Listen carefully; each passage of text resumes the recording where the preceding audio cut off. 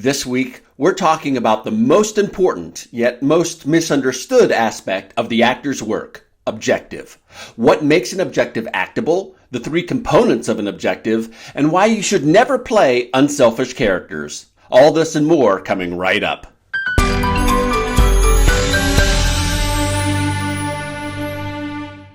Hi, I'm Jeff, the Inspired Actor.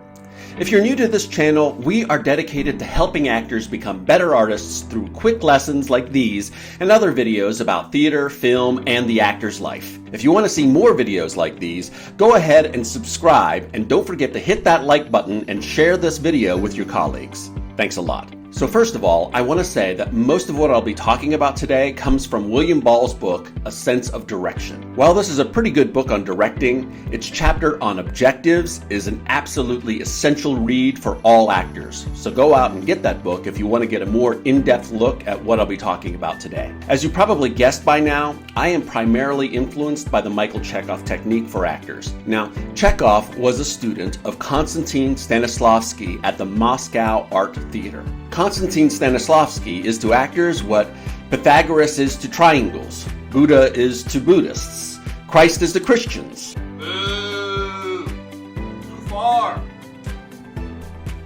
Believe it or not, we'll be talking more about Jesus' relationship to acting later, so stay tuned. Everything modern acting is based on Konstantin Stanislavski's work and teachings. Chekhov was considered by Stanislavski to be his most brilliant student. And there really isn't any error between Stanislavski's use of objective and Chekhov's. They both felt it was a vital component of the actor's work, and finding the right one can make the difference between a forgettable performance and one that is dynamic, engaging, and inspired. Stanislavski's main contribution to the actor's work is the magic if. If this were to happen to me, what would I do? Believe it or not, prior to Stanislavski, acting wasn't really thought of in those terms. In fact, actually, feeling feelings on stage was frowned upon and considered very unprofessional. Instead, many actors followed the Delsarte school of acting. This was a system where a series of hand gestures signified emotion. For example, sad might be indicated by putting one's hand over their heart. Rejection might be indicated by holding out one's hands with their palms facing whatever it was they were rejecting. Anger was clenching one's fists, and so on. In the meantime, in the late 19th and early 20th centuries, naturalism and realism were starting to take hold over the world of art, and Delsarte became more and more old-fashioned and out of place as a result. Stanislavski's response was to develop a kind of acting to meet the demands of realism, and his system was invented. And as long as films and theater aspire to the style of realism, we actors are going to be using objectives in our work. This is because once everyone started asking themselves the question of, what would I do?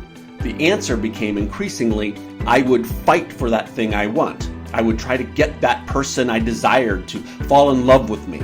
I would try to make my enemies suffer, and so on. Objective was the natural result of asking ourselves the question of, what would I do? Today, objective is one of those concepts that many acting techniques agree is absolutely vital to the actor's work. But it can also be hard work, and many actors are still confused as to what makes an objective a good one or not. So here are the three parts an objective must have in order to be usable for the actor. 1. A verb.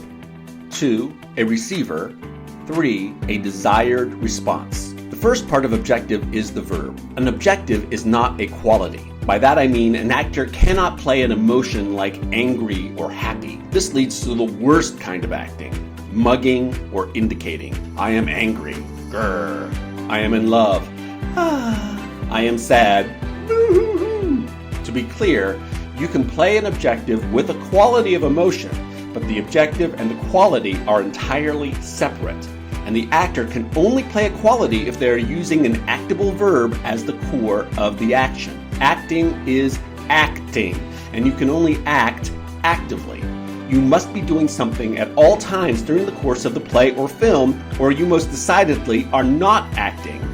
Acting requires action. So an objective requires a verb, but not just any verb. This verb must be actable. It might be helpful if I talk about what an actable verb is not, so we can zero in on what an actable verb is. First, an actable verb is not behavioral or conditional. Walk, run, sleep, sneeze, and belch are not actable verbs. These verbs are not sustainable, and they are not connected to a strong feeling of want and need that is required. In other words, there is no intent behind these verbs, and they act as little more than stage directions during the course of our work. Second, an actable verb is not a trigger verb. This rule is a little more subjective than behavioral verbs. The reasoning, however, is much the same. They are simply not sustainable objectives. Kick, notice, and quit are verbs that happen very, very quickly and then are over. That being said, some verbs seem like they are trigger verbs, but can be surprisingly useful. I can twist someone up in knots, in a metaphorical sense, and that might ignite my imagination for the length of the beat or unit. Chekhov actors use push, pull, smash, and rip all the time. So again, it works if you can sustain it. If you can't, it's a trigger verb and you should try to find something else. Third, an actable verb is not overly intellectual. I try to be careful here because one actor's intellectual verb can be quite useful for another actor, so the distinction is up to the actor themselves. For example, verbs like obfuscate, cogitate, or impugn might be intellectual to one actor, but another actor might find these to be really, really helpful. Here's the general rule of thumb. If you have to look it up or you don't use the verb regularly in your day-to-day life, then it probably is too intellectual for you to use in your work. The point of these verbs is to add fuel to the fire of desire. And a verb with too many syllables might not really be connected to you viscerally as a person. Instead of obfuscate, try using cover up. Instead of cogitate, try using piece together. Instead of impugn, try using attack. Do you see how the latter words are just more active and alive? This is what you are looking for as an actor. Fourth, an actable verb is not existential. Existential verbs tend to be vast, overarching verbs that are way too vague for an actor to play them with any active specificity. Verbs like try, want, or exist just don't cut it when it comes to objective. Actors work in the medium of specifics, and the more specific a verb is, the more it sparks our imagination and creates nuanced detail in our work. Existential verbs tend to be the kind of verbs actors get most stuck on in my experience. So here's a trick to get you out of that trap. Use the words so that. In other words, I am trying to kiss her so that what? She will fall in love with me. She will sleep with me. She will see that I am right. Okay, now skip the existential part and go right for the goal. I am getting her to fall in love with me. Okay, how? By charming her. Okay, so now my objective is to charm her into falling in love with me. There's a lot of stuff in there I could play. It's far more active than the objective I was using before. Now we're cooking with gas. The final and most subjective type of verb to avoid is adjectival verbs. These are verbs that tend to lead to indicating or mugging and are therefore to be avoided. They could be verbs that are close to but not quite conditional, like discuss, argue, and forgive. Or they could be verbs that are too close to playing an emotion, like loathe, pity, or judge. That being said, I have found many adjectival verbs like charm, enchant, and provoke really useful. So it's something that an actor has to use their best judgment and try to keep aware of if it leads them astray. In essence, an actable verb is strong, simple, and sustainable. Examples might be inspire, ensnare, and dominate. These are strong, actable verbs on which to build a powerful and useful objective. But just using a verb is not creating a complete objective. Objective must also be deeply connected to a relationship of want and need in the character. And that relationship must involve the other on stage with you. This other could be another character or characters on stage or off, seen or unseen. It could also be your other self. Many monologues, for example, involve speaking one's thoughts aloud with no one else on stage with you. Shakespeare's soliloquies are the most common example of this. When I coach actors on these types of monologues and I ask the question, who are you talking to?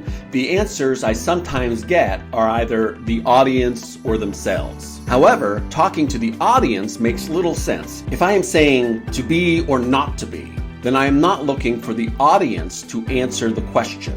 I am looking for the answer. I, as Hamlet, am the only one who can answer that question. If an audience member stands up and says, To be! Then the play has gone astray, hasn't it? So if I am talking to me, does that make my character crazy? No, because we talk to ourselves all the time. But here's the thing, there's more than one self we are usually talking to. There is the higher self and the lower self. The higher self is the self that encompasses all of our nobler aspirations, the desire to be a good person, to be a better person, our ideal self. That is the higher self. The lower self involves all of our base desires. Food, drink, and sex are things that our lower self desires. So instead of thinking of yourself as alone on stage, think of yourself always with two other people, even and especially when you are alone. This will help you find an actable receiver for your monologues and make it more active and dynamic. For example, if my monologue is about whether I love her or I leave her, then I am talking to my higher self, the one who aspires to be a good person and embody the noble aspect of love. And my lower self, the one who is frightened and wants to do things that are safe. I want one of these selves to help me make my choice, and I have to want one of these selves to actively help me achieve whatever my objective may be. Suddenly, you're not so alone on stage, are you?